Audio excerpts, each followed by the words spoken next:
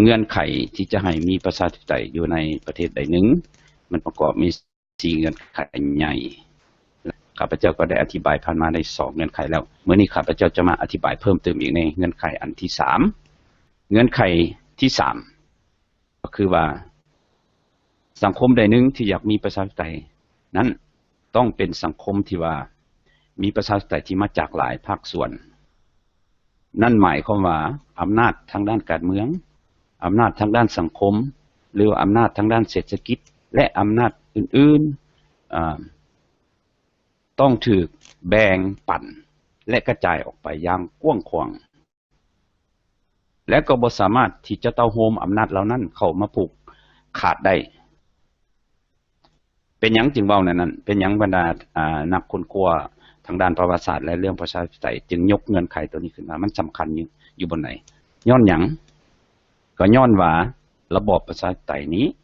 แม้นระบอบที่ปกครองโดยประชาชนซึ่งประชาชนนี้แม้นมาจากหลายภาคส่วนมาจากหลายกลุ่มก้อน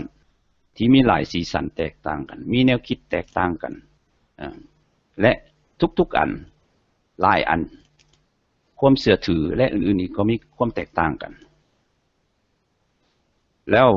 เห็นอะไรเพื่อหลีกเลี่ยงอำนาจที่ผิดกฎหมายอำนาจที่บ่มาจากประชาชนก็เรียกว่าอำนาจที่ผิดกฎหมายหรือว่าเพื่อหลีกเลี่ยงบุคคลใดหนึ่งกลุ่มคนใดหนึ่งเนาะที่จะเต้าโฮมเอาอำนาจเหล่านั้นมาอยู่ในกำมือของตัวเองแล้วไปใช้อำนาจนี้ไปข่มขู่ทำลายผู้อื่น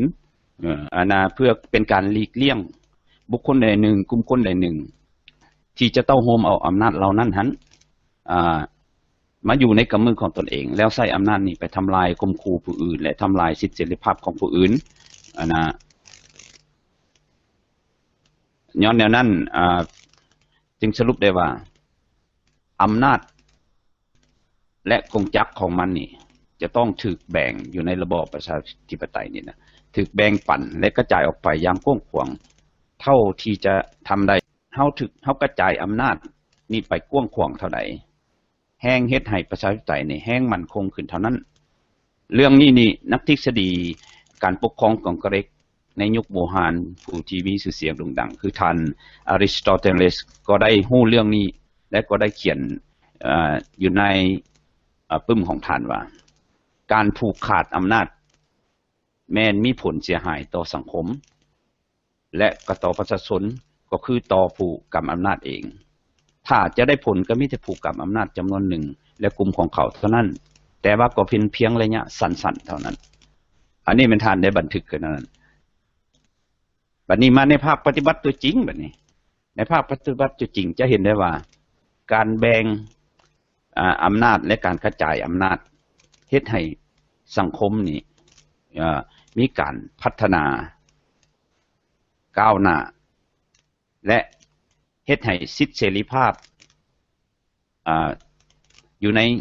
ของส่วนบุคคลก็คือเสรีภาพอยู่ในสังคมมีได้ถูกค้ำประกันยกตัวอย่างอยู่ในเศรษฐกิจถ้าว่ามีการกระจายอำนาจออกไปเฮ็ดให้เศรษฐกิจมันมีการแข่งขันกันแล้วก็เกิดมีสร้างความสมบูรณ์พูนสุขขึ้นมาแปลว่าเกิดเฮ็ดให้มีเศรษฐกิจมีความก้าวหน้าสร้างความสมบูรณ์พูนสุขให้ประชาชนวันนี้เว้าเรื่องทางด้านวัฒนธรรมหรือว่าวิทยาศาสตร์ก็คือกันเฮ็ดให้คนหั่นมีหัวคิดประดิษฐ์สร้างและเฮ็ดให้มีความก้าวหน้าอยู่ในทางด้านวิทยาศาสตร์ก็คือสังคมวัฒนธรรมเนาะทางด้านศาสนาคือกันเฮ็ดให้การเลื่อมใสต่อศาสนาของตัวเองเรียกว่าการเข้าถึงศาสนานี่เป็นการที่ว่าลึกซึ้งตามที่ความมักของแต่ละคนที่ว่ามีความเชื่อถือแนวใดเว้าทางด้านการเมืองก็เฮ็ดให้ปราศจากการข่มขู่หรือว่าข่มเหงของเสียงส่วนหลายต่อเสียงส่วนน้อยหรือว่ากลุ่มคนส่วนหลายต่อกลุ่มคนส่วนน้อยหรือว่าพวกผู้ที่ถืออำนาจที่ถือว่าตัวเองมีอิทธิพลต่อผู้ที่บ่มีอิทธิพลเนาะ อันนี้มันย้อนว่าการกระจายอำนาจนี่มันเฮ็ดให้เกิดในสิ่งนี้ขึ้นมาตัวอย่างว่าอยู่ในประเทศที่เป็นประชาธิปไตยที่แท้จริงบ่ว่าจะเป็นอเมริกาฝรั่งอังกฤษเยอรมันหรือว่าประเทศอื่นๆก็คือกันที่เฮาสามารถยกขึ้นมาได้เขาเจ้าจะพยายามเฮ็ดอันใดให้รัฐบาลหรือว่ารัฐอันให้ไกลออกจากวงการของเศรษฐกิจวงการวัฒนธรรมวงการวิทยาศาสตร์สังคมศาสนาซึ่งว่าการไกลของรัฐนี่ต่อพวกนี้เฮ็ดให้สังคมตัวนี้นี่อยู่ในภาคส่วนตัวนี้มีการ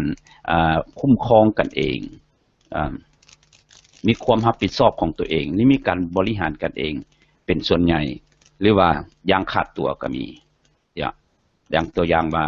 ทางด้านศาสนาเขาก็บริหารกันเองอย่างขาดตัวโดยว่ารัฐบ่มีส่วนมาเกี่ยวข้องอันนี้แล้วการที่ว่ารัฐไกลออกจากในแต่ละภาคส่วนนี้